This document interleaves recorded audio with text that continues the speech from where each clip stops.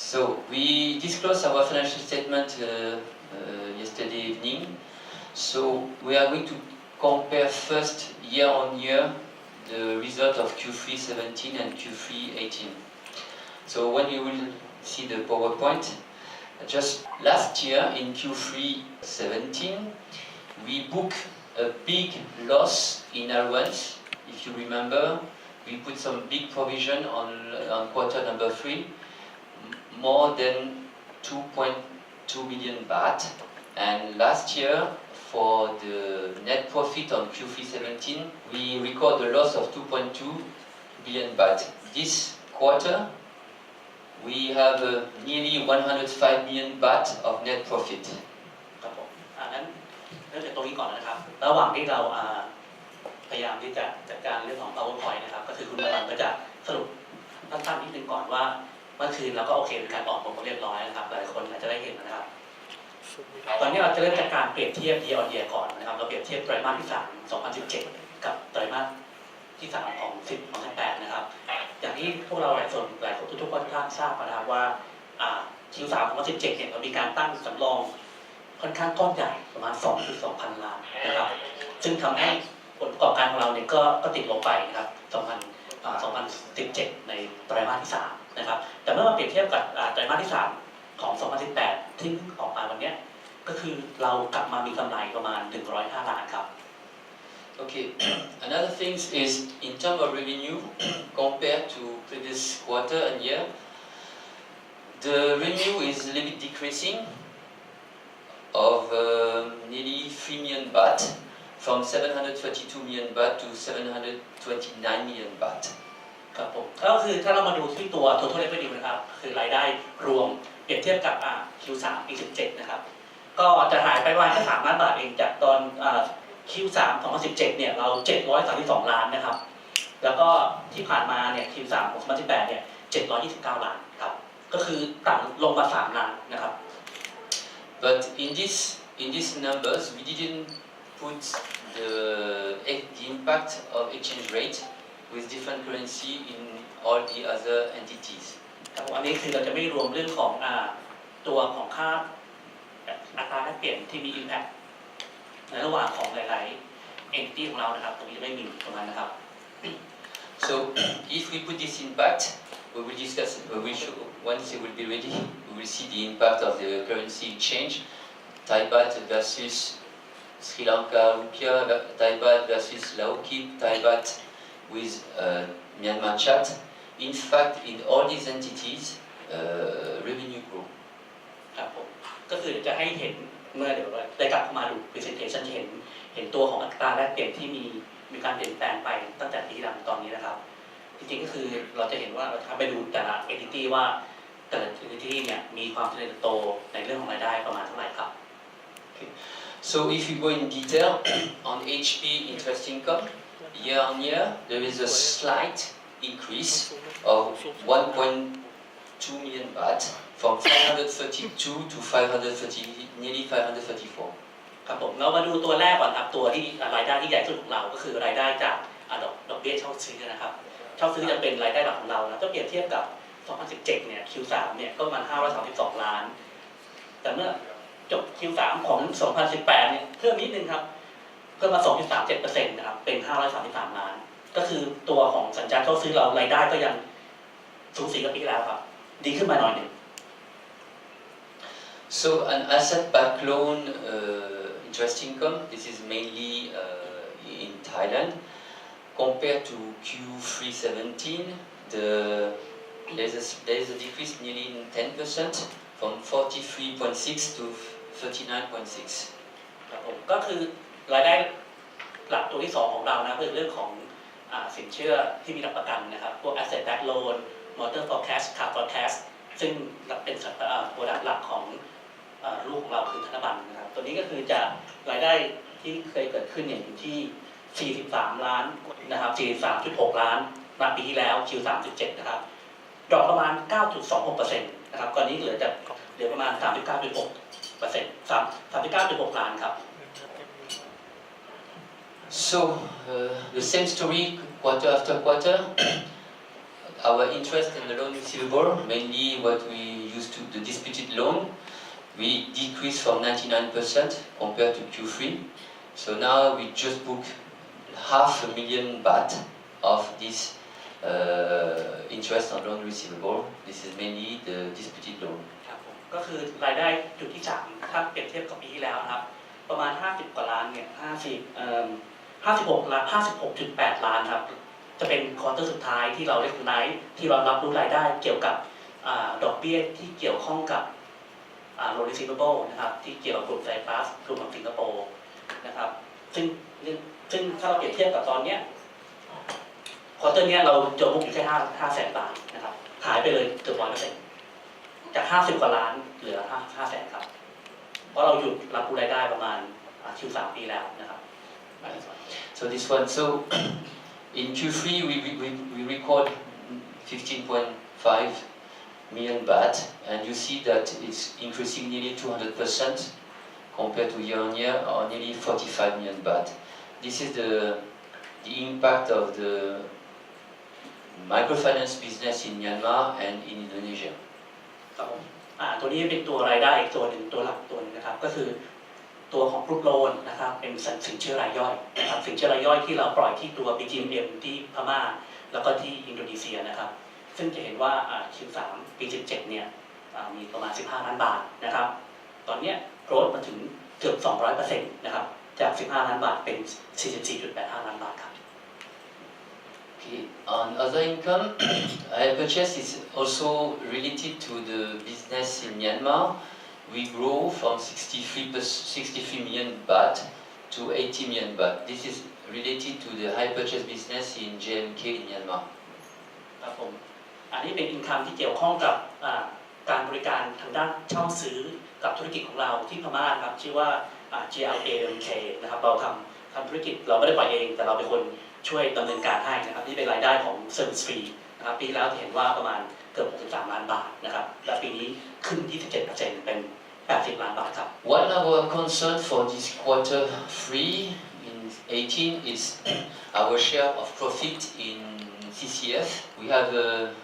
drop of more than 60% for two reasons, and we will emphasize this later on the Q&A session if you're okay. We had nearly 29 million in Q3 17, dropped to nearly 11 million in Q3 18. Two main reasons, quickly. One is the depreciation of the rupiah. Two,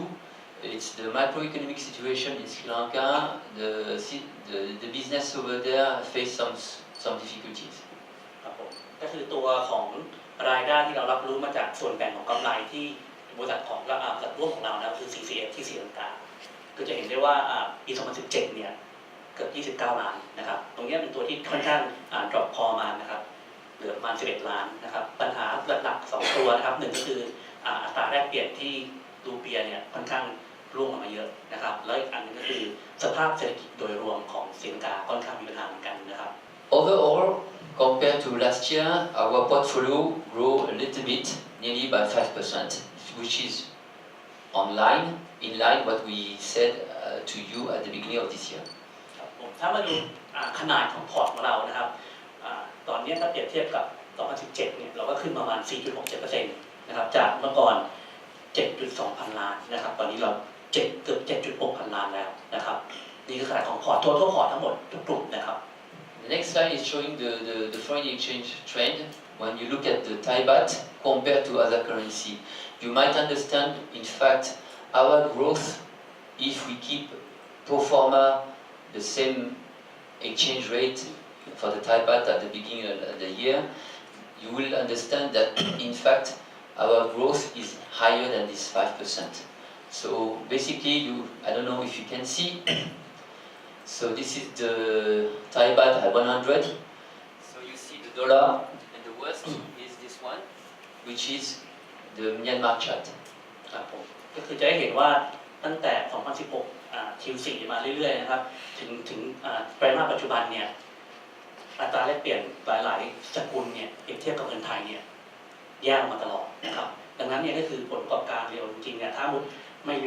รวมถึงเรื่องของการที่เรามาปรับเรื่องของอัตราแลกเปลี่ยนแล้วเนี่ยจริงๆแล้วเราสตรองกว่านี้นะครับ Okay, So now we are going to compare quarter to quarter for 2018 Q2 to Q3. So you will see the trend for the last 2 quarters. So net profit decreased by nearly 17%, from 126 to 105. ครับผมก็คือเรามาดูของการเปรียบเทียบระหว่าง Q1Q นะครับเราดู Q2 กับ Q3 นะครับว่าเกิดอะไรขึ้นQ2 เราประมาณ126นะครับ Q3 เราลดประมาณ17%นะครับเหลือ105ครับ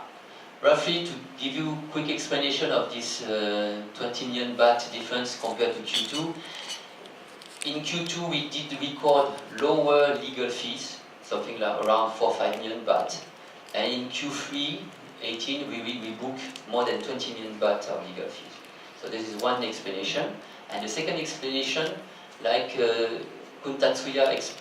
explained to you on Q1, Q2, we are trying to control the quality of the portfolio, and there is some concern on the overdue and the NPL. So that's our credit cost is higher than previous quarter. ครับผมก็คือถ้าเรามาดูตัวจากที่คุณอธิบายนะครับความแตกต่างระหว่างไตรมาสที่2กับไตรมาสที่3ประมาณ20 ล้านนะครับตัวหลักๆอันหนึ่งก็คือค่าทนายนะครับค่าทนายว่าดีความต่างๆตอน Q2 เนี่ยประมาณ 4-5 ล้านนะครับ Q3 เนี่ยเราบุ๊กประมาณ20 ล้านก็ตรงนั้น15 ล้านแล้วนะครับแล้วก็อีกส่วนหนึ่งก็คือเรื่องของเครดิตคอสนะครับเรื่องของการตัดหนี้ศูนย์ตั้งค่าเผื่อค่าสำรองหนี้ศูนย์ที่เพิ่มเติมมากขึ้นด้วยนะครับที่เป็น2ตัวหลักนะที่ค่อนข้างสูงขึ้นถ้าเมื่อเปรียบเทียบกับไตรมาสที่2ครับ On the revenue, it's stable. Not too much change. In fact, again, if we took a pro forma comparison with the currency exchange, we should have a growth. ครับผมถ้าดูภาพรวมของตัว total income นะครับเรื่องของรายได้รวมนะครับจริงๆก็คือเหมือนกับไม่เปลี่ยนแปลงเลยนะครับจากQ2 ถึง Q3 แต่จริงๆถ้าเรามาดูเรื่องของอัตราแลกเปลี่ยนที่เข้ามามีส่วนด้วยเนี่ยจริงๆแล้วเนี่ยมันต้องโตมากกว่านี้แต่ถ้าเราอัตราแลกเปลี่ยนของ Q2 ไม่ใช่ Q3 เนี่ยเราเห็นว่าโตขึ้นใช่ไหมถ้าอัตราแลกเปลี่ยนมีความเปลี่ยนแปลงเนี่ยเราเห็นว่าพอร์ตตัวรายได้จะสูงขึ้นแน่นอนครับ So now you have the trend for the last 7 quarters of our EBIT. So on Q1, Q2, Q3, you still have the loan receivable. Okay, that's explained. You have a EBIT around 300 million baht, and since quarter 4, 17 and after, you will see that except for this quarter 2, our EBIT is always around 200 million baht. The main difference in quarter 2 with the other things is in quarter 2 we book less legal fees. นะครับก็คือถ้าเรามาดูตัว EBIT นะครับเรากลับไปดูในอดีตเปรียบเทียบกับปัจจุบันเนี่ยจริงๆแล้วเราแบ่งเป็น2โซนนะครับโซนที่ก่อนที่เราจะหยุดรับรู้รายได้เกี่ยวกับloan receivable นะครับซึ่งช่วงนั้นเนี่ยก็ประมาณอยู่ที่ประมาณ300 ล้านอัพนะครับต่อควอเตอร์แต่เมื่อถึงจุดที่เราบอกว่าโอเคเรามีปัญหาเราจะหยุดละนะครับเราก็หยุดรับรู้รายได้ที่Q3 ปี17แล้วก็เลยเห็นว่าเราตรงนี้มีรายได้ส่วนตรงนั้นออกมาแล้วก็ดึงออกมาใช่ไหมครับก็จริงๆแล้วอยู่ประมาณอยู่ที่ประมาณ200 ล้าน EBIT อยู่ประมาณ200 ล้านนะครับอย่างที่คุณอรันบอกว่า Q2 เนี่ยโอเคอาจจะมี activity เกี่ยวเรื่องของขึ้นลงที่3น้อยหน่อยก็อาจจะดีขึ้นหน่อยเพราะว่าเราเสียค่าใช้จ่ายทางด้าน legal fee น้อยลงนะครับแต่ก็หลังจากที่เราไม่รับรายได้เกี่ยวกับ loan receivable ไปเนี่ยก็อยู่ประมาณ200 ล้านครับ Next slide, you will see the credit cost. So you can see one of the explanation about drop of profit is there is increasing of the credit cost quarter to quarter. ก็คือหนึ่งในเหตุผลของการที่net profit ของเรานะครับกำไรสุทธิเนี่ยตกลงก็เพราะว่าค่าใช้จ่ายเกี่ยวเรื่องของการตัดหนี้ศูนย์นะครับการตั้งค่าเผื่อสงสัยจะศูนย์เนี่ยมันสูงขึ้นเราเห็นได้จากเปรียบเทียบปีนี้ค่อนข้างโตขึ้นนะครับจาก Q1 Q2 Q3 เนี่ยโตขึ้นครับ So you have now the breakdown of the country by country. So and there's some explanation. So you see the two everywhere is Laos and Myanmar is really very low. Thailand you can see the increase of the credit cost and Cambodia. But moreover we book in one time some write-off in Indonesia because it's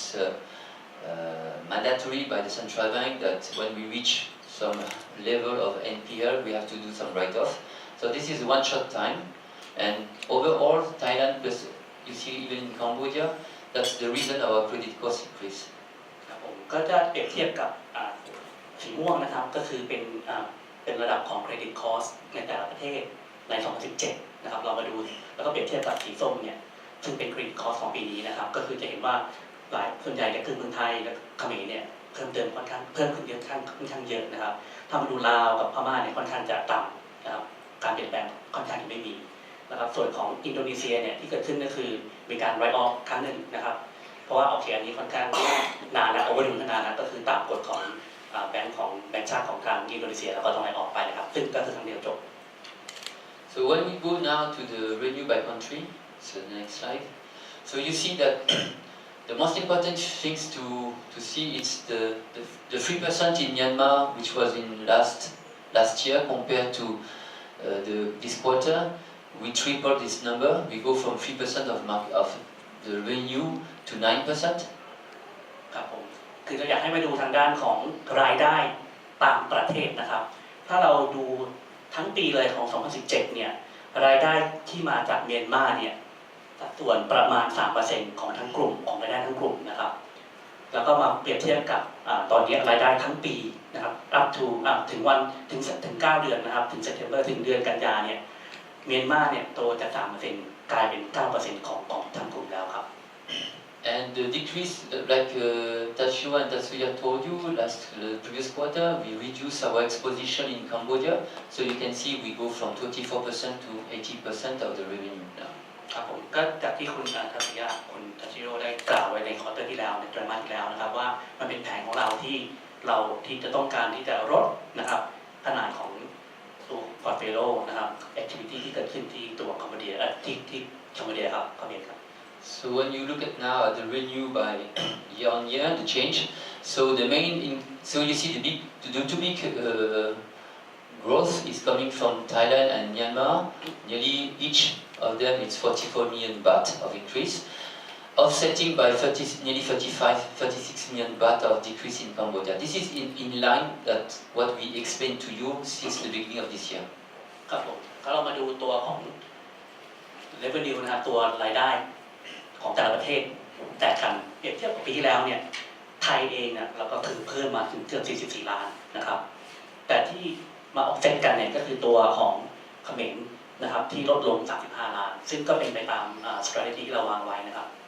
So this is the same thing on revenue by product. So you see the increase of the microfinance business going from 2% to 6%. เรามาดู revenue ตาม by product นะครับก็คือ